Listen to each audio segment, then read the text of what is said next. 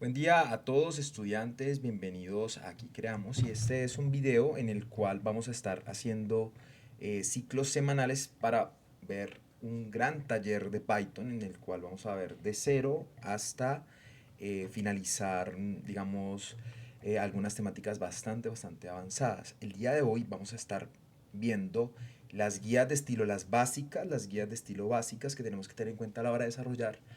Vamos a hacer un pequeño recorderis de lo que vimos la clase pasada. Vamos a ver algunas estructuras adicionales, algunos pequeños ejercicios y vamos a ver unas pequeñas introducciones a estructuras de control. Entonces espero que el día de hoy puedan disfrutar bastante de este código. Vamos a ver las guías de estilo en Python. Estas guías de estilo tienen que ver con reglas de implementación del PEP 8. Ustedes dirán, bueno, pero ¿qué es esto del PEP 8? El PEP 8 básicamente es la guía de estilo oficial, aquí la tenemos nosotros. En esta guía, este documento es bastante amplio para poderlo estudiar todo completo. Necesitaría bastantes cosas, pero este pequeño resumen que tenemos aquí nos va a mostrar las bases más importantes. ¿Por qué es bueno conocer de guías de estilo arrancando nuestro curso de Python? Porque es bueno aprender de esto. Porque nos va a enseñar, aunque no hayamos visto las estructuras completas, podemos nosotros tomarlas como referencia a partir de ahora para poder trabajar todos los elementos en su contexto. ¿Ok? Entonces, vamos a mirar las reglas de implementación utilizando bloques indentados. Utilizamos cuatro espacios. Entonces, miren que acá en la indentación es muy importante. Aquí tendríamos nosotros tres espacios. Estos serían los tres espacios. Y aquí tendríamos cuatro espacios. Estos serían usando cuatro espacios. Aquí está uno, 2, 3, 4. Este sería cuatro espacios, uno, 2, 3, 4. Ahí estarían para poder indentar. Esto es lo que se requiere. Aquí, por ejemplo, podemos ver que las definiciones deberían estar remarcadas con un espacio aquí en este punto. Y a partir de aquí es donde nosotros comenzamos a trabajar la indentación. Miremos detalladamente ahí que aparecen uno, 2, 3, 4 espacios. Esto se puede configurar básicamente en el navegador o bueno, en este caso en el editor de código como el VS Code para que nos brinde la información. La indentación también aplica sentencias que ocupan una línea llamadas funciones o definiciones en tipos de datos, los cuales deben respetar la indentación visual apropiada. Entonces, esto como introducción les cuento que la indentación es muy importante trabajarla en Python. Aquí como vemos, esto se encuentra mal, que yo ponga los argumentos así como está aquí. Lo que se define como bueno es que también estos argumentos tengan una indentación, mírenlos. Los argumentos deberían tener una indentación y esta sí debería remarcarse sobre cuatro espacios. Aquí estaría sobre cuatro espacios. Básicamente sobre esta misma línea del if.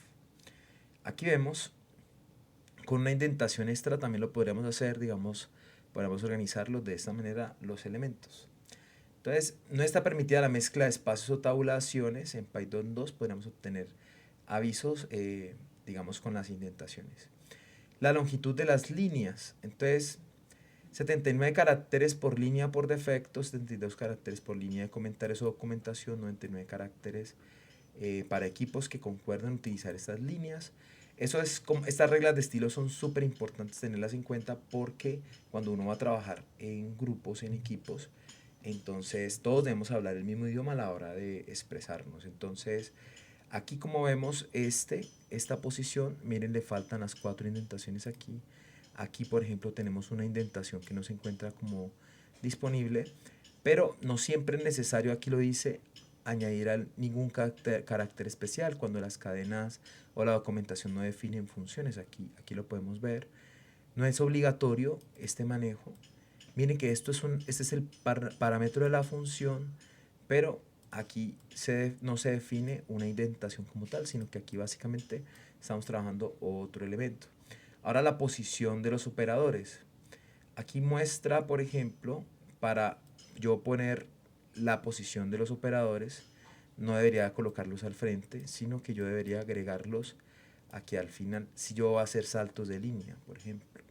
Entonces se recomienda que se salten los, no al frente, sino que se pongan en la parte de atrás. Es muy común hacerlo así, pero dice que no es la forma como deberíamos hacerlo. posiciones de líneas en blanco.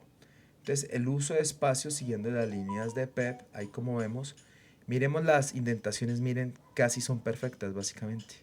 Ahí se está organizando. Entonces, la constante, se está manejando. La respectiva función, mírela cómo se trabajó, la clase cómo se está trabajando y cómo estamos definiendo aquí básicamente los constructores, los métodos, aquí están los métodos, aquí están los atributos de esa clase. Entonces, ahí dice dos líneas en blanco redando las funciones, definición de métodos dentro de la clase, entre bloques lógicos con códigos diferentes, las líneas extra, entre bloques lógicos, todos los módulos en Python deben terminar con una línea en blanco al final. Entonces, miren y verán que aquí, ahí la están, miren la línea, mírenla aquí. ¿Sí la ven? Ahí está. Esas líneas son importantes definirlas para establecer nosotros los parámetros. Aquí miren, aquí hay una línea imaginaria, mírenla. Estas son líneas básicamente imaginarias que con las que se están organizando estos editores. Yo puedo organizar mi editor para que se maneje de esta manera. Ahora, para importar código, ¿cómo debería hacerlo? ¿Debería llamarlos separados por coma? Está mal, hagámoslo así, así está bien. Digamos, por ejemplo, si voy a llamar, digamos, métodos de estas clases o de estas funciones. Miren aquí cómo se debería llamar, está bien. La importación absoluta, entonces importación digamos, de paquetes. Aquí están los paquetes y aquí están las funciones de los paquetes y las importaciones de las funciones de los mismos paquetes. Aquí está cómo se importarían estas funciones. Ahora, importaciones relativas. Digamos que yo quisiera llamar todos los elementos de estas funciones aquí o viceversa. Ahí está cómo se debería generar. Y lo que dice aquí es que se debería evitar enviar todo, obtener todo de esa manera. La idea es ser lo más precisos posibles. Por eso en las diferentes documentaciones esto se ve bastante. Las variables de módulo tienen ciertos aspectos generales. Por ejemplo, define objetos que se podrán importar, el autor, la versión. Define la versión del módulo actual, define el autor del módulo, etc. Estos también son importantes tenerlas en cuenta. Cadenas de caracteres. Mire que la guía que se trajo el día de hoy no es tan grande, es una guía más bien pequeñita.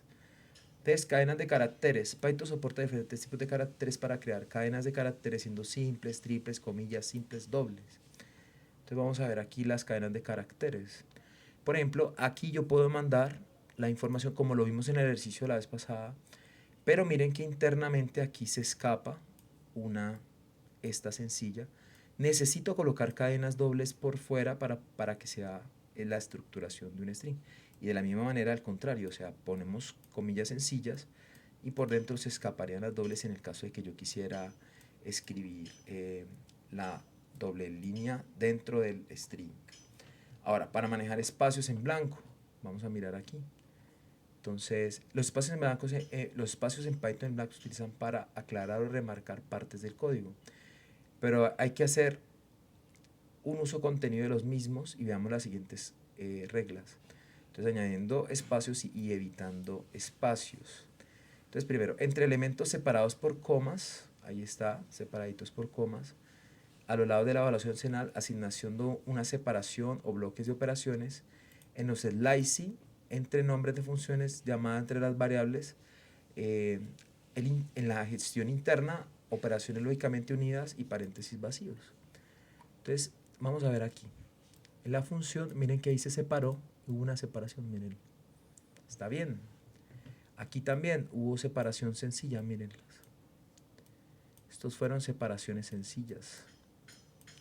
Acá, por ejemplo, miren que este multiplicador se unió, o sea, está unido. Por eso la guía de estilo nos pide que lo hagamos de esta manera. Entre paréntesis debería estar unidos, no deberían haber separaciones. Ahí se encuentra la separación. Entre contenidos, vean, aquí está los if, aquí está la información. Y aquí se encuentran las separaciones de los más, mírenlas. Entre los slicing, como dice acá, evitar los espacios. En los slicing, aquí están los slicing, mírenlos. Dentro de los slicing no hay espacios. Pero si yo voy a utilizar más en un slicing, por ejemplo, ahí sí se requieren los espacios. Ahí sí claramente se están mostrando con operadores dentro de un slicing los espacios. Y aquí, por ejemplo, en este punto, como aquí hay tres slicing igual que este, mírenlo, este también aquí el slicing del centro está vacío.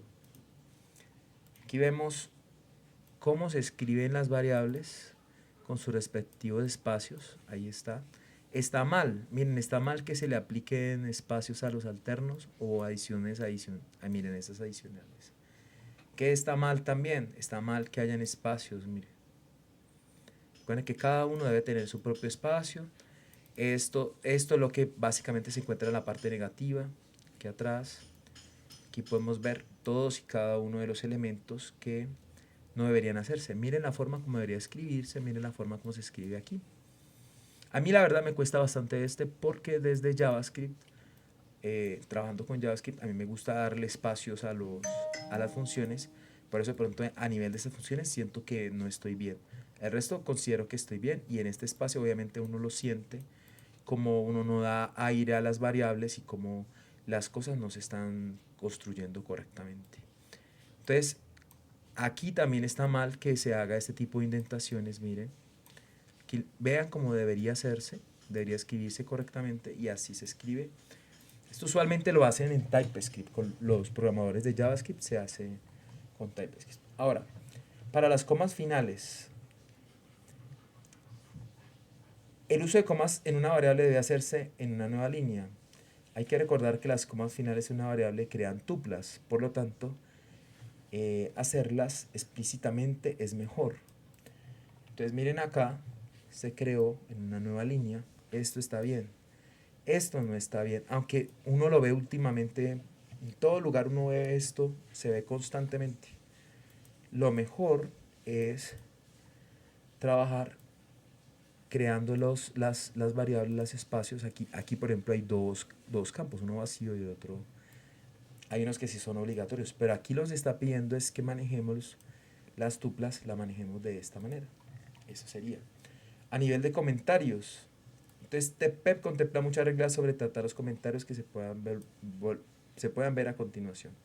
Los comentarios pueden ser contradictorios, requieren que se actualicen el código, por tanto, para evitar esto, haciendo código más claro y mejor, debe componerse de frases completas. Entonces, es mejor no colocar acá una palabra, sino una frase completa. Es mejor, por ejemplo, los bloques de comentario componen de varios párrafos terminados en puntos, terminando los espacios en blanco, salvo la última frase. Miren, aquí se ponen los espacios. Como ven, hay un espacio en grande. Ese sería el título y ese sería nuestros segmentos. Dice, los comentarios en línea deben comenzar al menos con dos espacios luego del numeral. Miren, al menos uno o dos espacios, véalo, aquí está. Esta sería la instrucción para los respectivos comentarios y debe terminar aquí. Muy bien, convención de los nombres. Esta convención de los nombres, ven aquí, súper importante. Entonces dice las reglas para arrancar. Caracteres a evitar. Miren los caracteres de la O el L o el 1 para evitar confundir con un 0 o un 1. Claro, si yo arranco con O una variable, pues puedo equivocarme. Puedo equivocarme. Utilizan la librería estándar simple. Estos caracteres deben ser lo más simples posibles. El nombre de los módulos o paquetes se escriben en minúscula y se desaconseja el uso de barras bajas. Esas barras bajas no es positivo utilizarlo. Aquí, por ejemplo, sí se están manejando barras bajas, pero aquí lo que está hablando es utilizar el uso de barras bajas, pero de arranque. O sea, es que hay unos lenguajes que utilizan la barra baja para declarar clases o para declarar alguna función en especial o para poner clases, por ejemplo, abstractas o alguna clase que tenga alguna propiedad especial. Entonces, esto usualmente agregan ese tipo de adiciones. Aquí vemos claramente, miren, aquí vemos claramente cómo se hace la respectiva importación. Esto ya sabemos que en mayúscula completa son constantes, las vamos a trabajar como un constante. Aquí manejan esta clase llamada límite de kilómetros alcanzados. Sí es importante manejar palabras en formato capitalizado, mírenlo. para las clases. Es que para las funciones yo considero claramente que la letra capital es súper importante. Igual que las clases con el flujo sufijo error. Vamos a verlo aquí, mírenlo. Race, límite de kilómetros alcanzados. Aquí está, por ejemplo, este sería la excepción. Estamos llamando esta respectiva excepción que está aquí.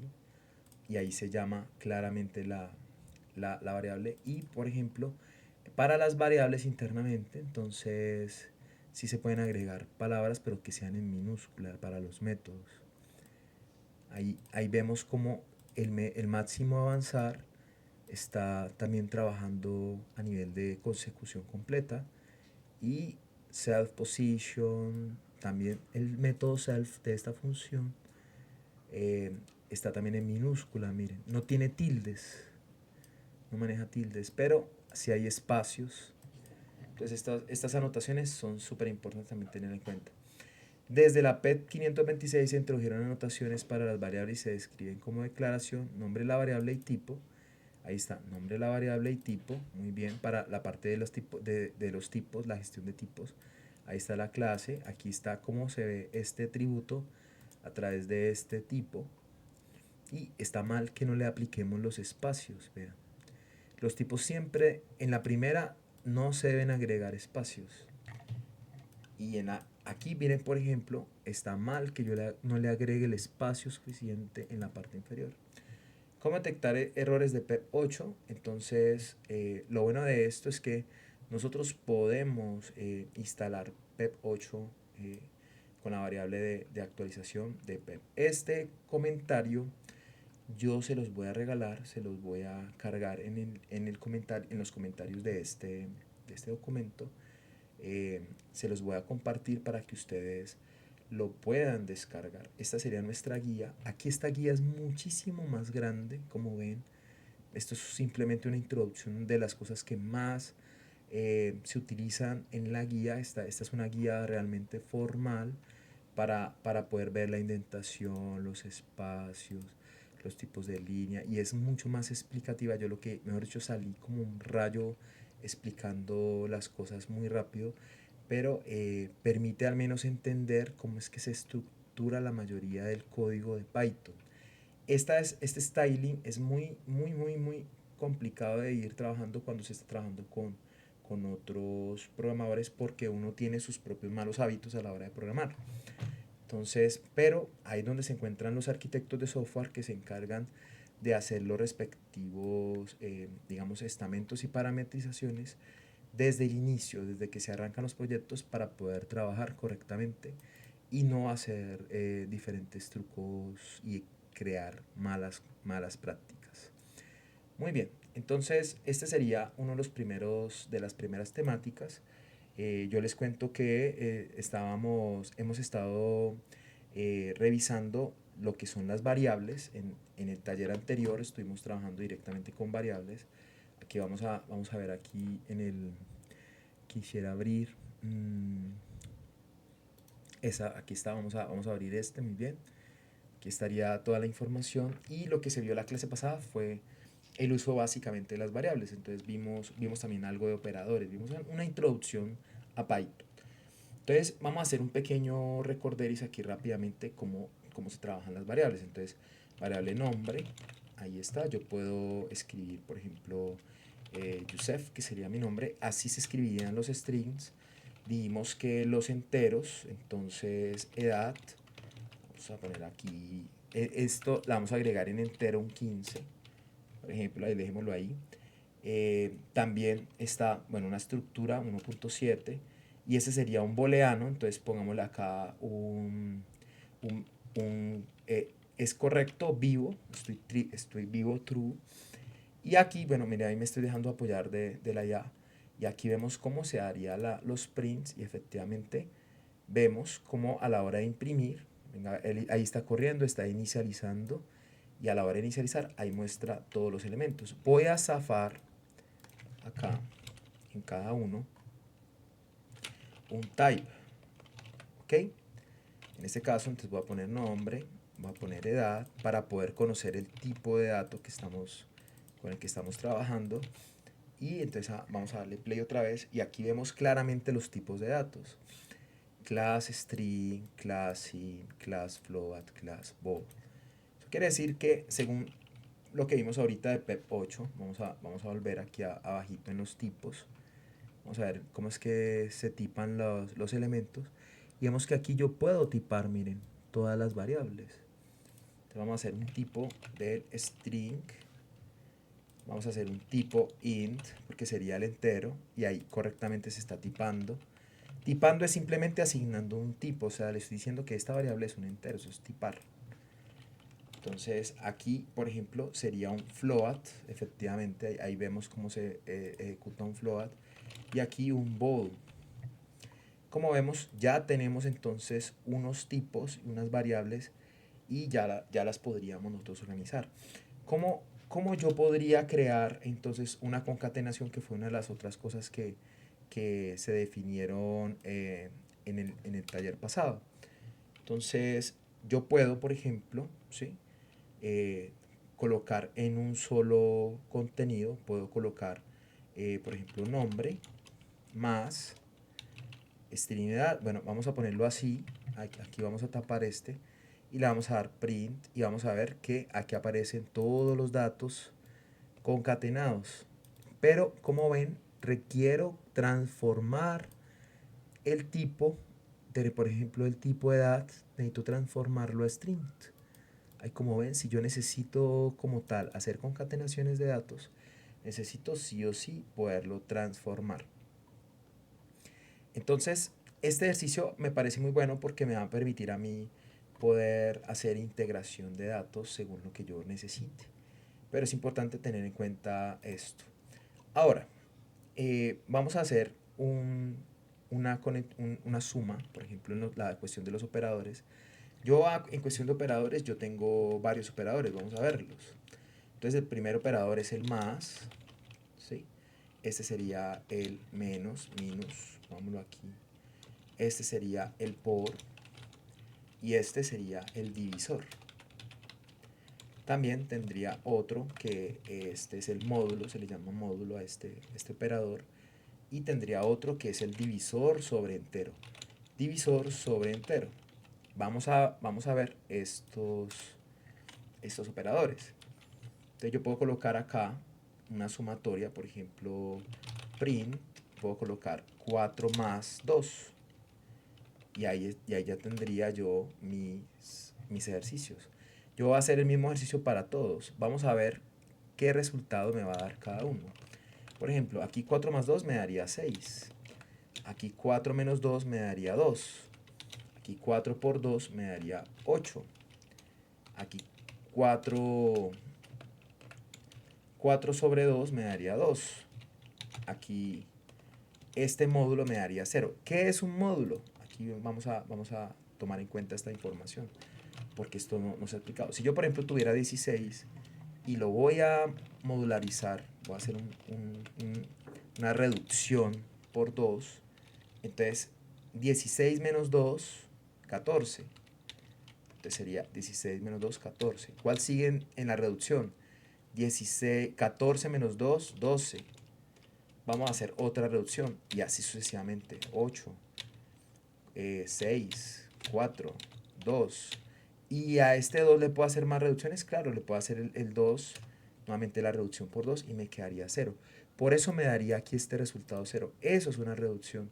Tomar el número y reducirlo tantas veces como sea posible sobre el número que lo estoy reduciendo. Por eso aquí se redujo de una vez el módulo a 2. Entonces, lo que pasa es que yo, digamos, por ejemplo, si yo tomara un 5 y lo divido por 2, entonces me va a dar un entero. Vamos a ver acá la división por 5, ¿cuánto me daría? Vamos a hacer el ejemplo. Entonces miren que aquí me da 2.5, o sea, la división de este me da 2.5. Por ende, este operador es un operador de tipo flotante. ¿Ok? Pero este operador sí o sí me va a dar a mí un entero. Un entero. En este caso me va a dar 2, no me va a dar 2.5. Aunque el resultado real de esta división es 5, siempre va a salir un número entero. Eso tiene que ver con los respectivos operadores. Muy bien. Entonces ya sabemos que es el tipo de este dato, por ejemplo, si yo, si yo tomara acá type y hago la sumatoria, vamos a ver que aquí me va a aparecer un entero, mírenlo. Si yo tomo este datico y lo divido, me va a salir a mí un flotante, mírenlo, flotante y entero, ahí se ve claramente. Entonces, a nivel de operadores, vemos claramente cómo se muestra cada uno de los operadores de manera individual. Entonces, yo puedo sumar flotantes más un entero. Entonces, por ejemplo, vamos a colocar acá suma 1, le vamos a dar aquí un flotante más un entero. Y vamos a ver qué va a pasar. Vamos a colocar acá suma, por ejemplo, simplemente para ver el resultado. Vamos a dar play y me va a dar 4.5. Al final quiero ver el type de este resultante. Venga, démosle un print para poderlo ver. Y si yo le doy play, me va a dar un flotante. Mírenlo, aquí está. Simplemente por sumar un número flotante. Entonces, suma de un número entero más uno flotante me va a dar flotante. Si no, me va a dar un entero. Eso sí, tengámoslo en cuenta. ¿Cómo puedo yo convertir un número entero a un número flotante? Simplemente le aplico la palabra float para poder convertirlo a flotante, y a partir de aquí efectivamente daría el número flotante. Yo voy a mostrar el número flotante aquí. Ahí está, el número flotante le aparecería un decimal, número 0, y ahí ya tendríamos nuestro número flotante. Yo puedo hacer esto con cualquier número, simplemente, por ejemplo, le doy aquí print y puedo agregar un flotante. Recuerden que los flotantes son números que tienen decimales. Entonces aquí yo puedo colocar un 10 y él automáticamente me va a crear un número en decimal. Este número flotante es muy importante tenerlo en cuenta para poder sumar con otros números flotantes para evitar que dé algún error. Esto tenerlo en cuenta. Ahora, también hablamos de un printf, ahí está, o el fstring, y la situación es que yo puedo manejar distintas variables.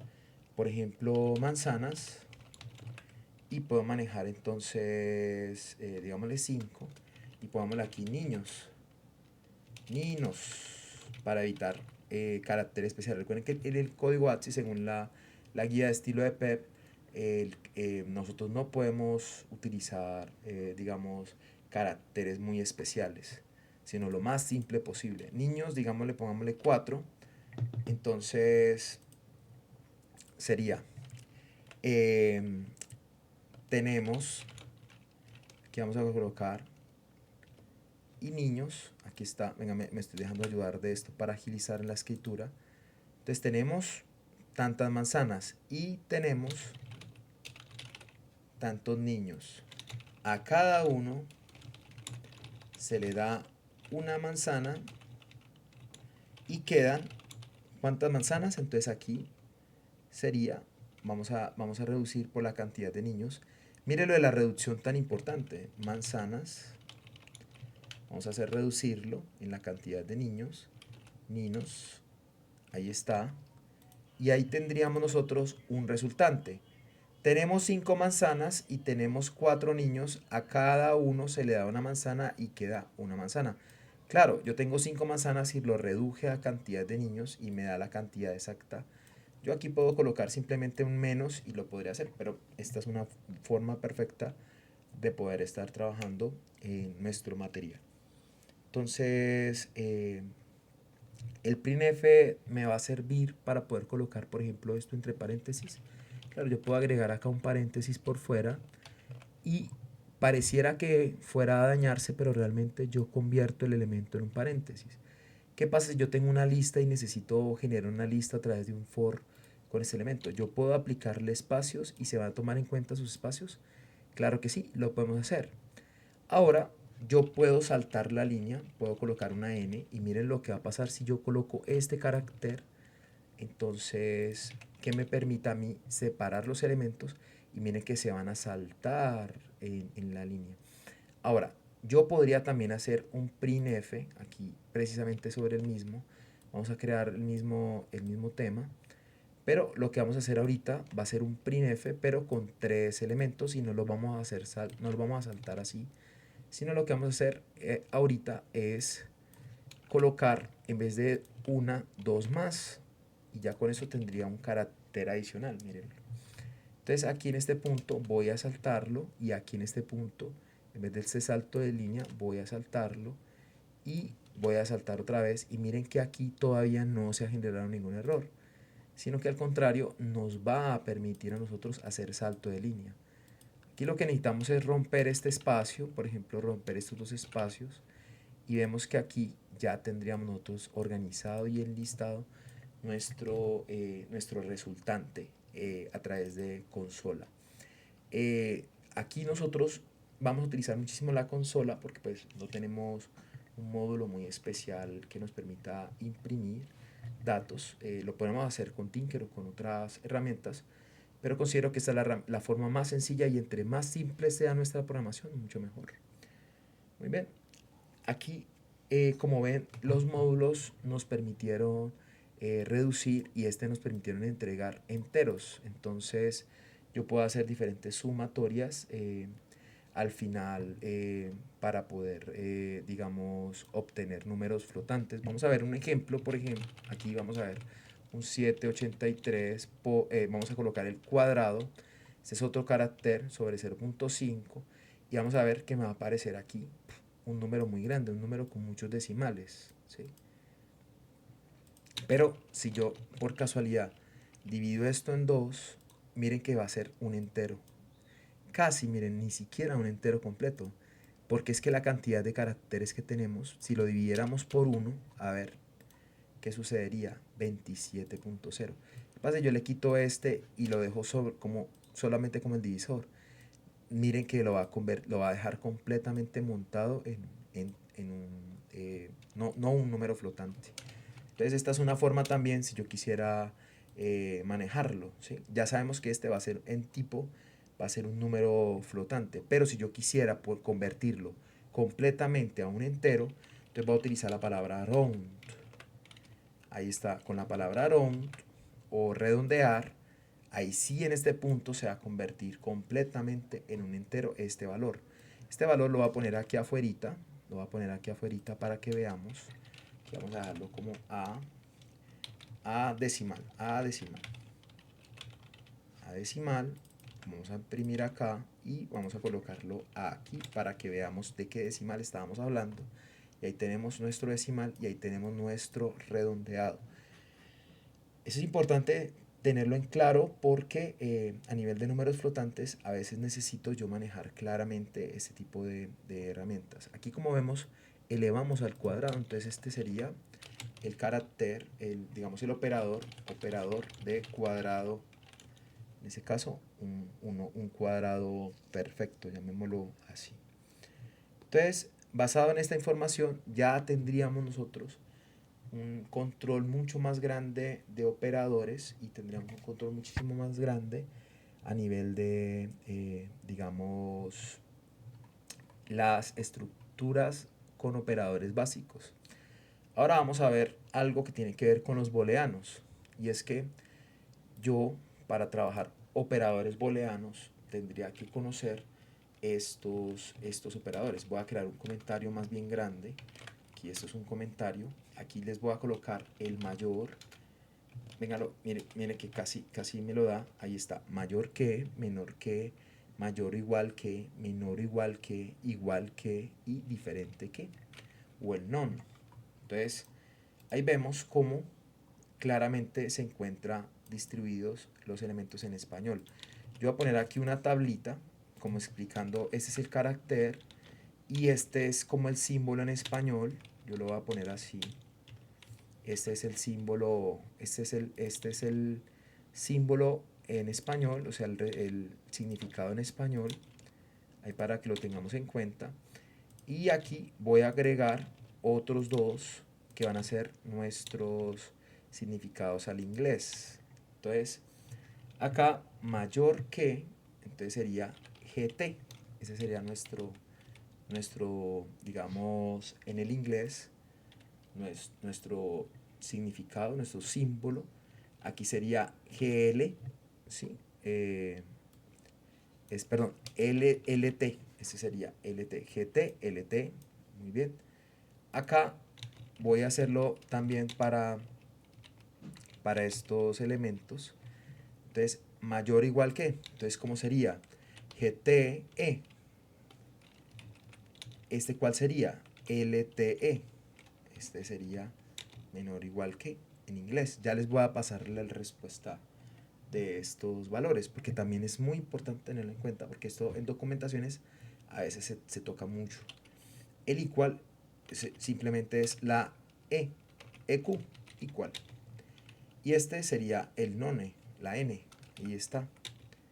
N no igual, este sería el NE. Ahora vamos a ver el resultado. Entonces, esto voy a ponerlo acá. GT, quiero que lo veamos. GT, LT, GTE, LTE. Mírenlo. Yo lo puedo buscar y ahí, estas son versiones que nos explican cómo es que se manejan estos operadores. Mírenlos, el equal, el greater than equal, el, el mayor que, menor o igual, ahí está.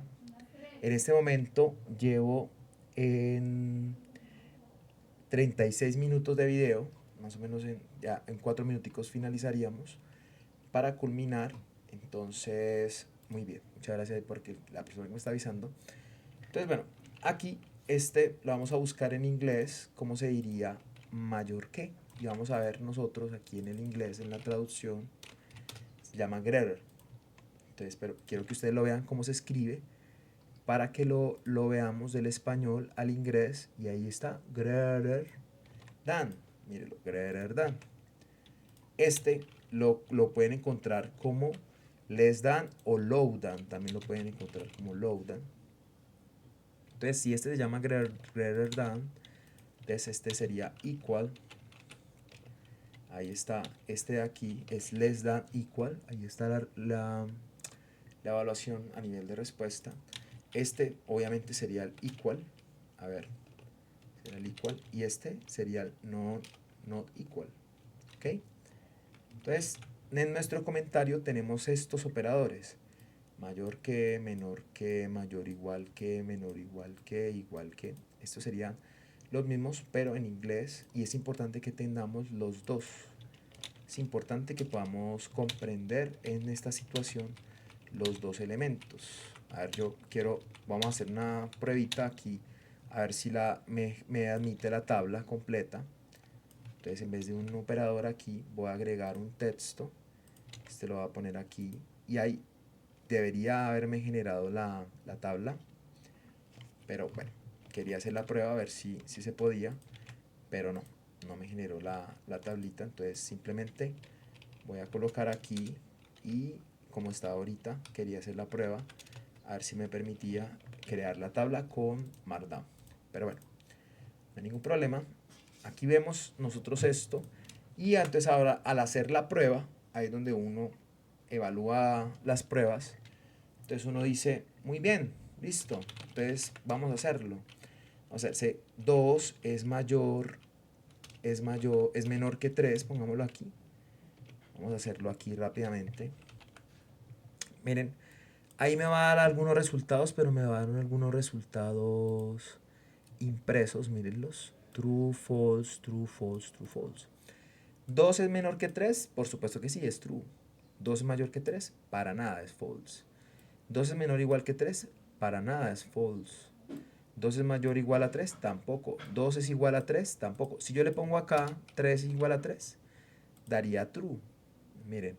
Entonces, estos operadores van a ayudarnos a manejar la lógica de comparación entre dos elementos. Obviamente yo aquí puedo programar y trabajar, digamos, de diferente manera lo que realmente se necesite. Entonces, en este punto, digamos, en los operadores booleanos, yo esta información, por ejemplo, este 2, lo puedo convertir en una variable, en una BA3, vamos a ponerlo acá 2, y en una, digamos, BB igual a 3. Y ahí vemos claramente cómo puedo cambiar una variable por la otra y puedo hacer las respectivas comparaciones.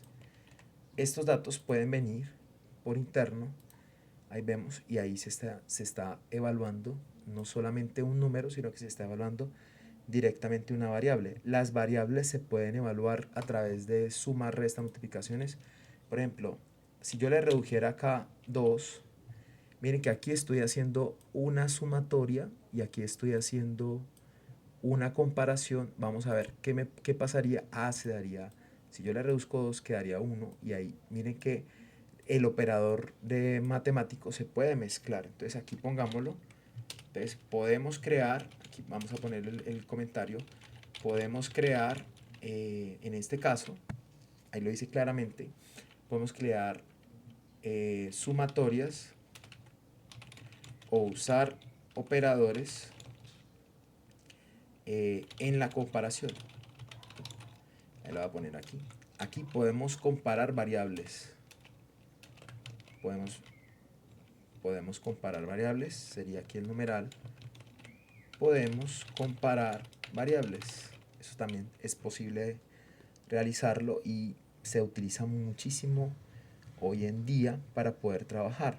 Entonces, ahora vamos a hacer el último ejercicio que sería, por ejemplo, en una frase. Vamos a ver una frase. Entonces, cuando algo es suficientemente, cuando algo es suficientemente importante, es suficientemente importante, entonces lo haces incluso cansado y dormido. Si algo te gusta y lo haces porque es suficientemente importante, lo haces. Así básicamente se hace. Ahora quiero que miremos una palabra, la palabra 1, importante, por ejemplo. Esto era lo que yo quería hacer. Entonces, estos son otros operadores que quiero que miremos. Por ejemplo, la palabra importante se encuentra dentro del texto. Por supuesto que sí, ahí está.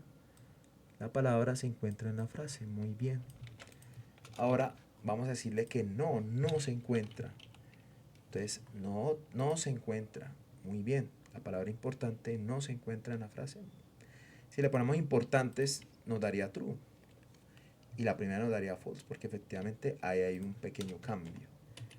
Entonces, muy bien. O sea, darle play. Y ahí sería, y yo puedo comparar uno con el otro. A ver, ¿qué pasaría? Print, entonces sería palabra in frase, que sería true. Puedo hacer la comparación entre este y este otro. Se haría con el comparador mayor que o menor que. No, yo colocaría el and. Entonces vamos a revisar el tercero a ver qué pasa. Ahí se daría un false. Pero ¿qué pasa si yo la palabra, por ejemplo, la primera es importante y por ejemplo al otros, la palabra 2, voy a confirmar la palabra 2, ahí me daría true los tres. ¿Por qué? La palabra importante se encuentra en la frase, sí. La palabra otros no se encuentra en la frase, efectivamente true, sí.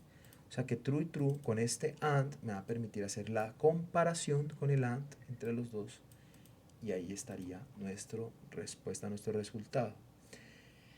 Esto son los operadores condicionales. Nosotros hemos visto el día de hoy guía de estilos. Volvimos a hacer un recorderis como de todo lo que son cuestiones de operadores.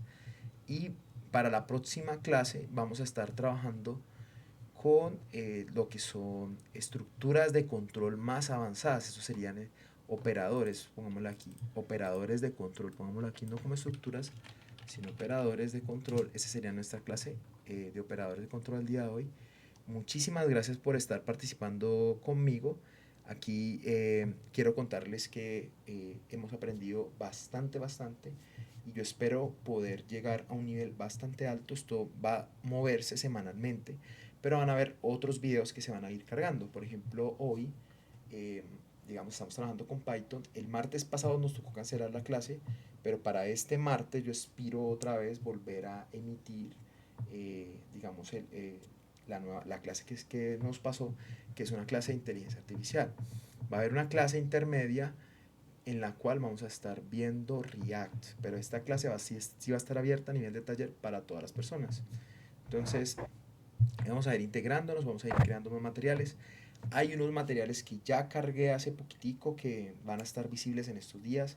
Es para, digamos, gestión documental a nivel de vistas arquitectónicas, entonces para que la tengan en cuenta, que esa ya también está lista en mi canal.